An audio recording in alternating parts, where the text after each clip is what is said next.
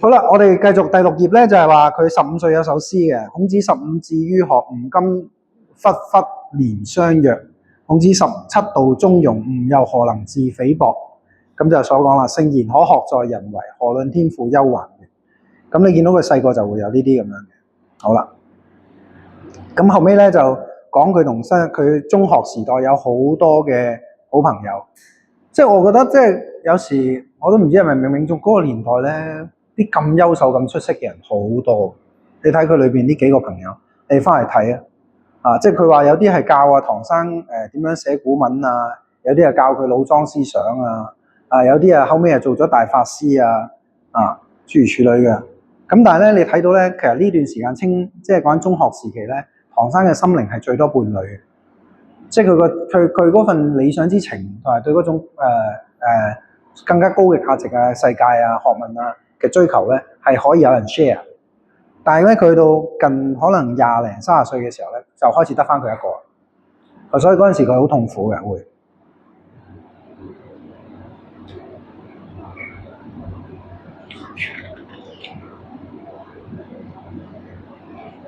咁呢度講佢啲朋友，我唔講啦，睇下先啊。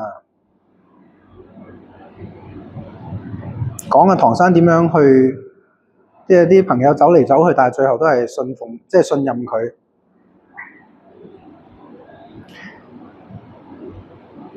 嗱，咁咧就去到第10頁同11頁。第10頁右手邊嗰段咧就係講佢就主張咧人咧有善有惡，人性有善有惡。嗱，對於性善呢個課題咧，大家真係要去深究嘅。一時三刻未必講得清啊！我由10零歲開始同我同房拗呢個性善嘅課題，拗到依家咧，我先至叫做好通透。但係你話要好有說服力咁樣長篇大論去講咧，都唔係咁容易啊！善其實係一個可能性，一個 potential， 一個能善可善啊，能善可善願善啊，呢啲咧係你心之本然。係嘛？或者你生命嘅本質裏邊咧，你係有呢一種讓望其生不忍見其死嘅呢種咁嘅本然性喺度啊！我哋喺呢一個層面講先。如果你講我出邊行一個招牌摘落嚟，幾十個都係衰人嚟嘅，係嘛？有邊個夠膽話呢一世人自己冇做過壞事咁啊？咁你咁講你冇得講啊？得唔得？即係好多人就用經驗之善嚟到講人性係可善可惡啊！呢個咪告子個理論咯。係嘛？性由水也，決之東流則東，決之東則東流，決之西則西流，係嘛？咁啊，孟子話佢話水可以東西，唔通冇上下咩？係嘛？佢話你唔搞啲水，佢就自然向下噶啦。呢個咪性善咯，咁啊，同佢爸爸係咁拗，咁啊又寫幾千字咁樣，咁啊後尾咧就去到，所以佢阿爸又講出嗰句咯。佢話我死你就明㗎啦，因為佢阿爸細個都係咁啊嘛，係咪？好啦，咁啊跟住後尾咧就你睇下佢11頁佢有首詩啊。咁佢後尾過繼咗俾佢個大伯母做仔嘅，因為佢大伯母咧，即係佢老豆個哥哥啊，就生唔到仔啊。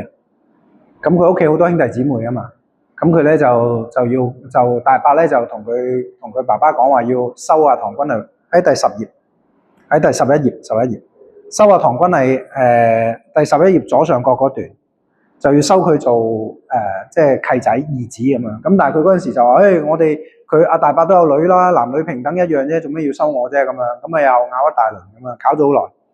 咁佢嗰次翻鄉下寫咗呢首詩啦，就我上次想講：暮夏歸營秋夜靜，梨花燭影斑斑，素揮斜月倚窗前，未知明月夜，為何到人間？即係想象下以前冇 iPad 冇路燈嘅年代，喺個鄉間喺個梨花邊，佢望住個明月，跟住佢問個月亮不知明月夜為何到人間？係嘛？即係意境嘅嘢就唔拆開講啦嚇。故雁不來花又謝，芳心塵土誰憐？即係好多少年嘅嗰種自憐自傷啦。石蘭憑倚曉風寒，遙思千里外，珠淚自深沉。即係呢個你就睇到佢年輕嘅時候好澎湃嘅情感喺個心裏面。咁啊17歲咧就去北平升學啦。咁啊先入中俄大學，跟住之後咧就考入呢個北京大學哲學系。當其時咧就有熊十力啦喺北大啦，湯用彤啦。熊十力個教席咧係梁漱溟讓俾佢啊，因為梁漱溟喺北大教完之後咧，佢就唔得啦。我嘅理論咧去到咧佢嘅思想發展到覺得要改變個國家咧，就由鄉村開始建設，所以就拉住一紮學生咧就走咗去山東，好似萊縣定萊州一個地方咧，就係攞咗一個即係喺一個鄉村度想重新建構中國嘅社會結構，就翻去好似西方社會咁樣有各自嘅組織，跟住由嗰度有單元開始複製唔同嘅鄉，跟住有晒單元先可以重新建構成個國家。佢有套叫鄉村建設理論。咁嗰陣時佢就覺得自己思想已經到嗰度啦，我就要去做嗰件事啦，咁就要辭職。北大唔教，咁啊北大就會咁你唔教邊個教印度哲學啊咁樣，咁佢推薦下熊十力，唔係佢推薦歐陽推薦佢話你去之後學院揾下呂澄啦，呂澄咧就係歐陽竟無先生嘅大弟子，咁啊呂澄就話唔到我要守住之後學院，咁啊拱咗阿熊十力過去，就係咁啦。咁熊十力當其時咧就喺北大嗰度教書。咁有湯用彤啊、張東孫啊、金岳霖。金岳霖咧，佢係做呢一個邏輯學嘅，所以中國哲學裏邊咧，佢做邏輯學佢算係最早噶啦。咁啊，民國不伐，佢咧就唔贊成嗰種咧唯物史觀嘅生產力關係嘅變動咧，去説明一切，因為佢話呢啲咧冇辦法可以説明到道德嘅變動啊。佢話佢最底嗰度，佢認為人求平等之心乃本於良心。此良心就不能下一頁以唯物史觀或者唯物論加以説明嘅，即係唯物論咧就係講緊呢個世界只有最真實嘅嘢咧，只有物質嘅存在，係啦。所以我哋人咧嘅意識咧，其實都係一堆物質嘅加埋之後運作出嚟嘅東西嚟。咁啊，以往咧我睇失控嗰陣時咧，佢有個實驗好正嘅，佢咧就係將剝奪晒實驗者嘅五感。即係將佢蒙住咗啦，跟住着咗一身嘅衣服咧，係讓佢冇觸覺噶啦，跟住嗰啲眼耳鼻眼冇晒嗅覺、視覺、聽覺，冇晒觸覺，跟住之後咧就漚呢一個人喺度，咁跟住之後咧漚佢，本來諗住漚佢幾日嘅，但係通常啲實驗者咧去到佢話最長嗰個都捱唔過24小時好似，跟住到佢哋即係解除翻個狀態之後問佢咧，佢話好似過咗好多日咁樣。跟住同埋咧，佢話去到後段咧，佢話係開始個意識都開始模糊，開始運作唔到啊個腦，開始唔能夠 hold 住自己個意識啊。咁咧其實我從嗰個實驗我有少少反思咧，就係話其實我哋嘅靈魂會唔會係我哋整個生命嘅呢個身體嘅活動嘅湧現嘅一個東西？咩叫湧現咧？即係佢呢個湧現 emerging 咧係Kevin Kelly 嘅一個哲學概念嚟嘅 emerge 湧現 emerge 就係話咧，譬如一個蟻群，咁你會見到佢單個每隻蟻都好低能嘅啫嘛，佢個神經元好少嘅啫嘛。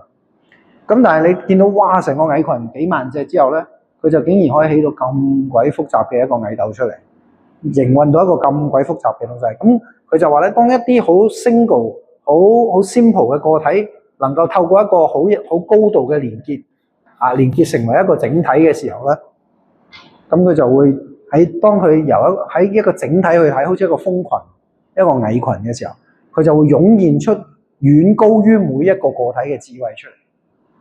咁呢個就係佢個 emerge 嘅嗰個概念。咁我嗰刻我就喺度思考其實我哋所謂嘅靈魂意識，其實會唔會就係我哋整個所有身體細胞器官活動嘅湧現出嚟嘅東西？係嘛？佢湧現嘅呢嚿嘢，佢又唔等於下邊嘅呢啲嘢。但係當冇晒下邊呢啲嘢嘅時候，佢又會消失嘅。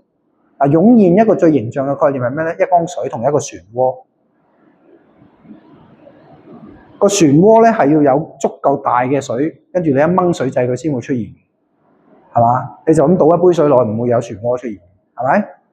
咁漩渦呢件事係本身係存在喺，當然有引力水管如何這般啦，但係漩渦呢件事本身係要有水，要有好多水，但係漩渦又唔等於水，但係離開呢缸水又揾唔到漩渦，係咪好哲學性啊？成件事就係個即字咯，所以我話個即字係要把握㗎，即係讀哲學有時你就係要能夠超越個語言，你能夠掌握到嗰個概念，佢所指涉嘅嗰樣嘢嘅本身係乜嘢？好似積呢件事，你能夠把握到咧，你就點講都得。係好啦，咁跟住然之後咧就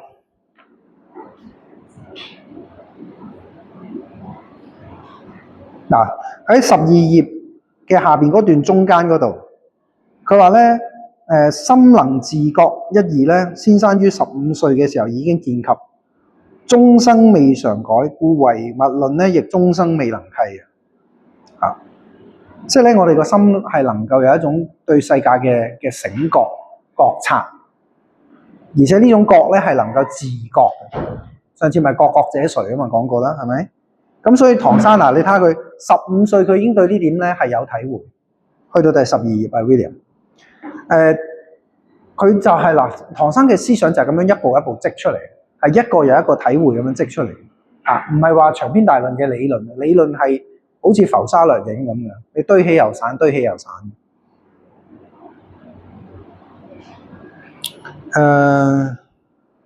跟住第12頁右手邊嗰段，佢話咧佢有一日咧，佢咧就有一夜晚咧就喺大學嘅廣場裏邊睇中山先生孫中山嘅紀錄片，跟住睇完出嚟咧就望住滿天嘅繁星，大意咧佢就話孫中山先生作為喺宇宙裏邊，佢連一粒塵都不如，係嘛？我哋一個人類放喺宇宙度，但係佢因為佢嗰點嘅心靈同埋嗰點無盡嘅願力，佢係可以推動到成個國家，影響到成個人類歷史文明嘅走勢。咁所以咧，佢就話咧，去到下邊大約最尾嗰第7、8行啦，佢就話自覺咧呢種情啊，即係好似阿孫中山嘅嗰份情咁啊。若源於蕭揚，即係好似喺天地之間咁樣，無邊無際，充塞宇宙。即係佢嗰刻佢就感受，哇！即係佢好似入房去孫中山嘅生命裏邊，佢就感受孫中山嗰種要救國家嘅嗰份情，係幾咁宏大。但係佢作為一個個體係幾咁渺小，咁佢就睇到一個生命可以去到幾大。其實呢種體會咪同阿陸象山嗰個唔心即宇宙差唔多。嗱，咁呢個咧就係當其時咧，佢又係另一番嘅體會。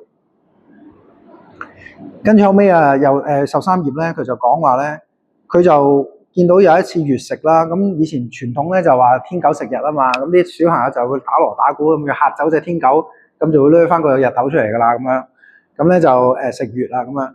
咁佢就睇喺呢個行動，佢就感受到，就連咁天真無邪嘅小朋友，冇任何後天修飾，但係佢哋都會有呢一種對天地萬物嘅愛護之情。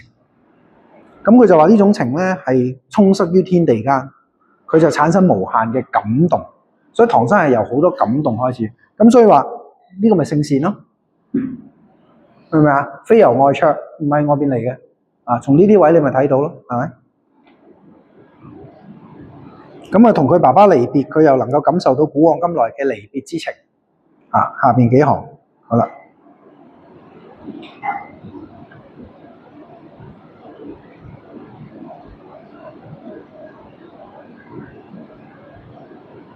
好啦，跟住去到第13頁右手邊中間嗰段，佢話咧北大咧當其時咧係雖然崇尚自由啦，講學嘅風氣好盛，但係一般嘅理性批判咧留意啦，理性係點啊？往往只係向外用啊，失去中國文化嗰種反求諸己嘅精神啊。所以咧，其實我希望我自己嘅努力咧，我係希望一路接續翻，因為中國嘅文化真係斷咗。其實我哋中國學問係一種為己之學。古之學者為人，古之學者為己，今之學者為人。為己唔係話自私啊，即係話呢個學問係用喺自己身上。為人嘅意思係咩啊？我讀完書，我嚟炫耀啦，我嚟求職啦，我嚟堆砌地位啦，等人哋俾掌聲我，呢啲叫為人之學。為己之學就係我用到嘅學問要反求諸己。跟住去到第14頁啦。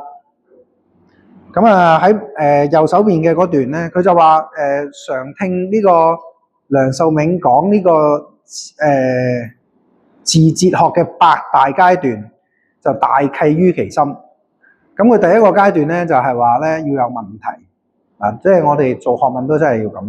第一個階段要有問題，第二個階段咧要有主見，第三個階段咧要用自己嘅主見同人哋嘅主見相批評，以修改自己嘅主見或者批評人哋嘅主見。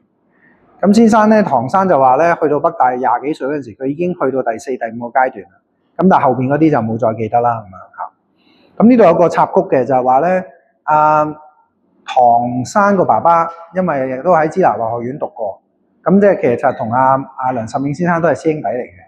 咁所以咧，唐生對於佢嚟講咧，就係一個叔伯嘅子侄咁樣。咁所以咧，嗰陣時咧，唐生走去聽阿梁生嘅堂咧，咁唔知一年有10幾講，咁每講要俾1個銀元，咁1個銀元都唔少嘅嗰個年代。咁佢叫阿唐生咧就上咗幾堂冇上，咁梁生仲以為咧係阿唐生唔夠錢，咁咧就揾個同學咧就攞咗7、8個銀元就俾佢，俾佢交學費。咁其實唐生咧就係因為個思想唔契合，所以佢冇去上。咁但係唐生就好感激，即係梁實永先生對佢嘅嗰種顧念之情。去到佢人生最後階段，佢都有講即係你睇到唐生就係思想還思想，事業還事業，道理還道理，但係情，人與人之間嗰份情，佢係好珍惜嘅。咁跟住去第16頁啦，16頁咧就係睇下先啊。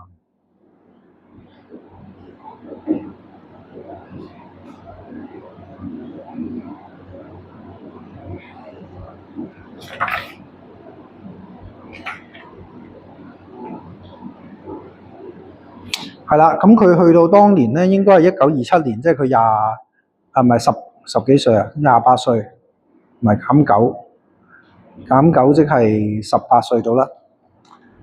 18歲嗰年咧，佢就翻去鄉下啦，咁轉讀呢個東南大學哲學系，副修呢一個文學系。咁後尾咧就呢間咁嘅東南大學咧，前身其實就係南京嘅高等師範，後尾咧就改名做中央大學。咁其實咧，唐生啊、茅山啊、錢生嗰啲咧，佢哋點解會係結識咧？其實就係喺呢個中央大學嗰度一段姻緣嚇。咁有一堆老師啦，就喺下邊有講，就係熊十力啊、方東美啊嗰啲啦，鍾伯華啊喺下邊有講。咁但係嗰陣時咧，喺學校裏邊咧就好多政治運動。左派啊、右派啊、國民黨啊、共產黨啊，就喺度拉攏啲學生扯嚟扯去。咁唐生就覺得太煩，咁佢咧就喺嗰陣決心咧，我就純搞學術，我就唔會俾你哋拉喐嘅。咁咧就呢段時間佢好西化。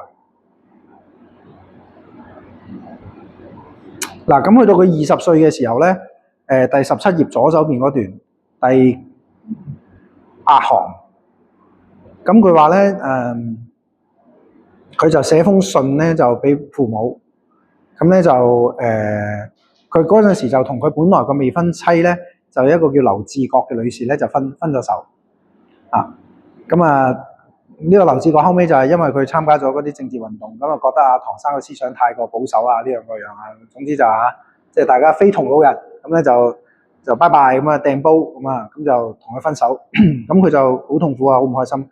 加埋嗰陣時咧，佢就咩胸肺腸胃啊、腎啊，全部都病。咁咧，你睇下第16頁嘅最底嗰行，佢喺20歲咧，佢發咗個夢，夢見自己病咁病死咗。咁佢就寫詩咩啊？我本峨眉採藥仙，赤塵不到白雲邊。為緣意馬無人管，遊戲人間20年。即係佢夢見自己好似一個謫仙人咁樣咁本來係一個仙人嚟嘅，點知咧就可能唔知咩事就俾人踢咗落凡間，活咗20歲又要俾人收翻上去咁樣咁跟住咧佢就寫咗封信就俾佢媽咪去到第8行嗰度咧，佢就話有不欲久居人世之語，又附19歲生日照片一張，題詩有云：遍體傷痕忍自看。咁累死陳太夫人啲嘢就陳太夫人咧當其時咧仲有個2歲嘅幼女啱啱要湊，咁你知嗰陣時要食奶噶嘛。咁唔可以離開身邊啊！咁唯有咧就湊住佢個細妹，咁就由重慶一路咧就趕去呢個南京揾佢。咁真係好辛苦，即係你諗下嗱，嗰陣時交通呢個下邊寫交通極不便，喺成都咧到重慶就坐轎，重慶以下咧就幾度換船，加埋社會風氣不良，偷搶之事就所在多有。陳太夫人至重慶即遇火災，行李衣物全數燒毀。數十日間力千辛萬苦始抵南京。咁你可想而知，唐君毅先生一個咁有情嘅人，見到媽媽咁樣，哇！佢嗰種自責係嘛？咁梗係咩都唔好講啦，真係嚇！即係之前嗰啲自己嗰啲彎彎繞繞嗰啲少年愁腸乜都抌晒，咁啊陪翻媽，即係送翻媽咪翻成都啦咁樣。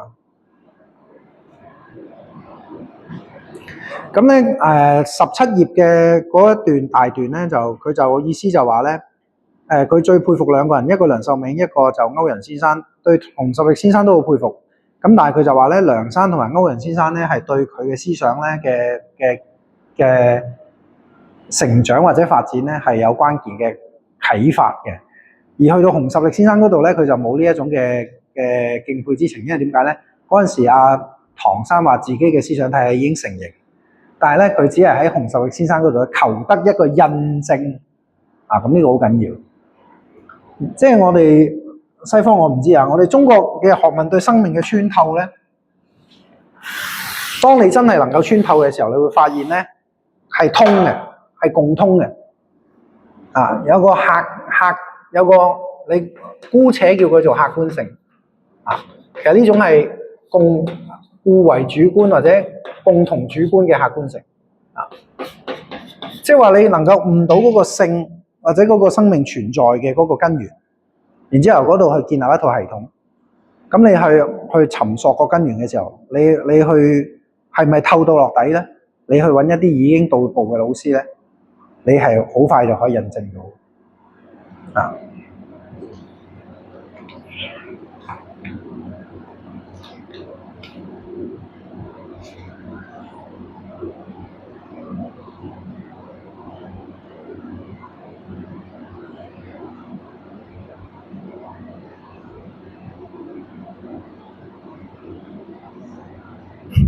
咁呢度咧18頁、19頁咧就有18頁嘅右手邊最底嗰8行啦。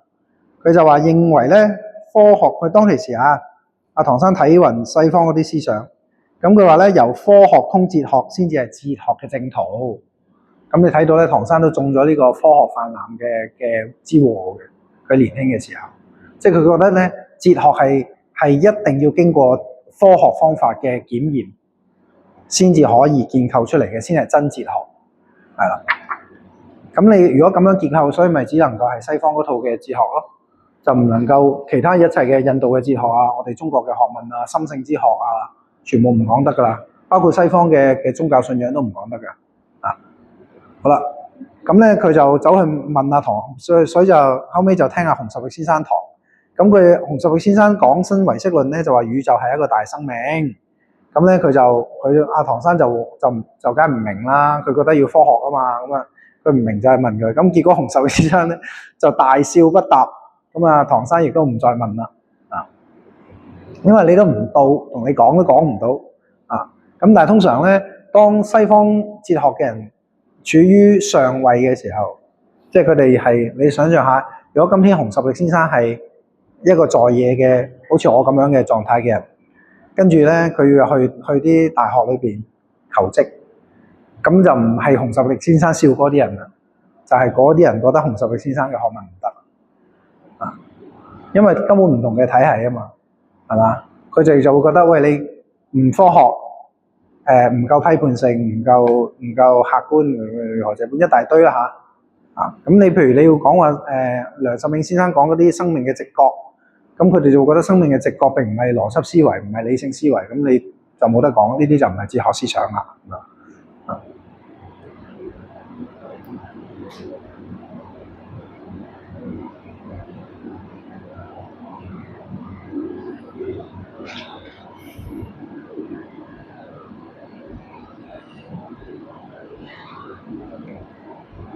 哲學思想嗰啲唔同你哋講住啦，呢個。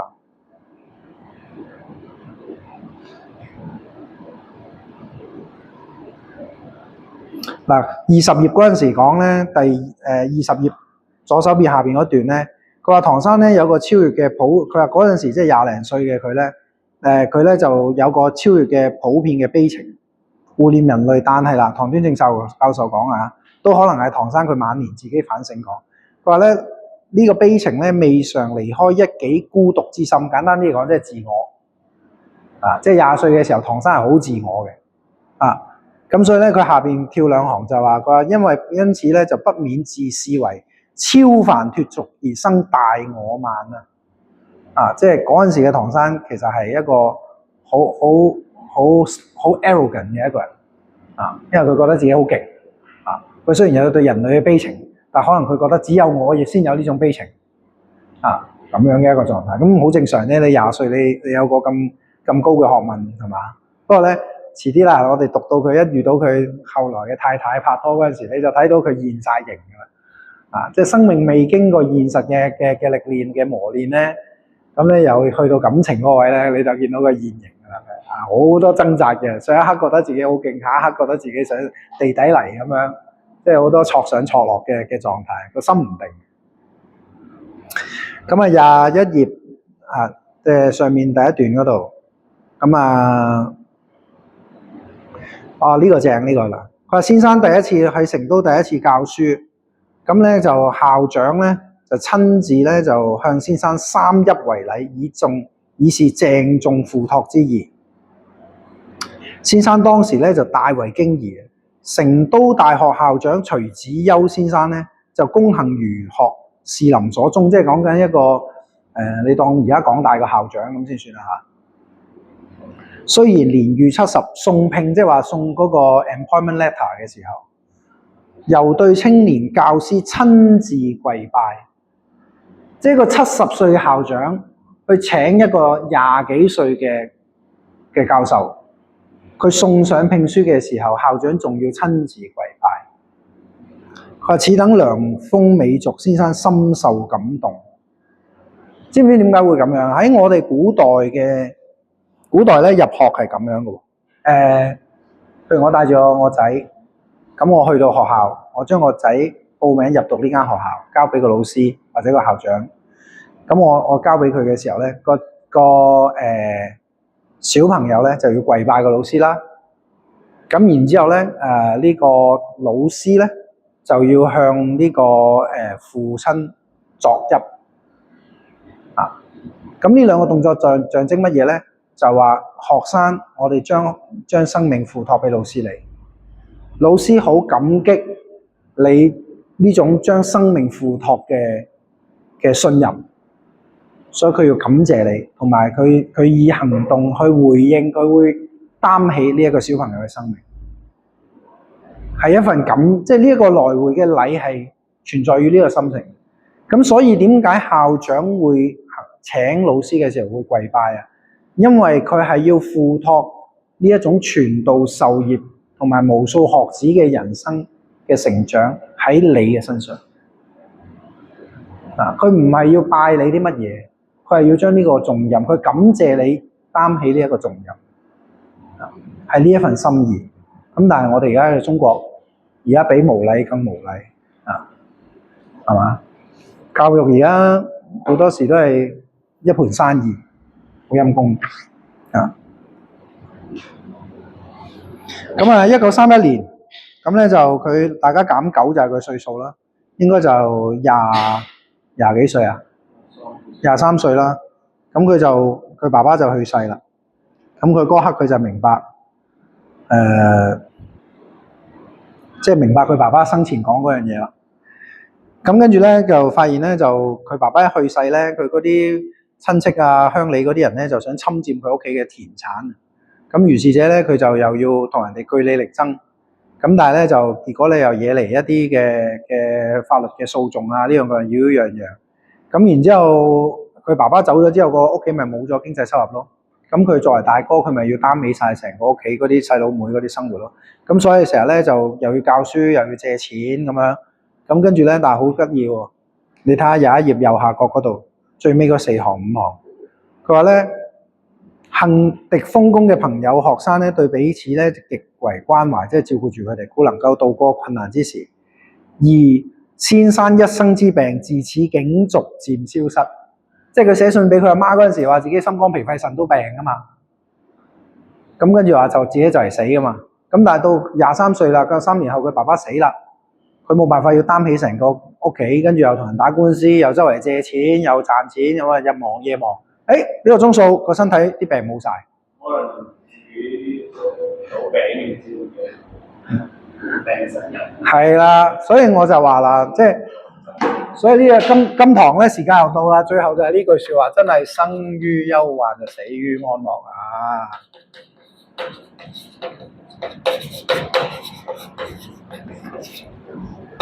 死於安樂，唉，真係人生，我哋好努力為下一代去奮鬥，都係希望佢有個安樂生活，但係最後係害咗佢定幫咗佢咧？係嘛？知唔知啊 William？ 你係生於安樂㗎，知唔知啊？啊，你出生於安樂，但係你係生係死咧，你要自己決定。但我只不過話俾你聽，既然你生於安樂，你嘅死嘅機率就高。啊！你睇到唐生一個咁偉大嘅人都一樣走唔甩，係嘛？舒舒服服做教授嗰陣時啊，我死啦咁啊，係嘛？到咩都一身債啦，要擔起成個屋企啦，啊出去問人借錢啦，面子唔顧啦，跟住打官司啦，好煩啊，如何這般啊？內外交戰逼，誒個身體冇事啦，生啦。即係人個生命同肌肉一樣嘅，你唔俾磨練佢咧，佢係唔會迸發力量。知唔知啊？所以唔好太多空想，有咩事出去行動啊！我而家咧就落堂之後，我就要約咗我老婆去跑步啦，繼續努力啊！知唔知啊？唔得，開始咗就要堅持，冇辦法，好冇？咁啊，今堂有冇啲咩問題？我停咗個錄影先，冇我哋就落堂噶啦，因為都夜，唔想拖你太耐。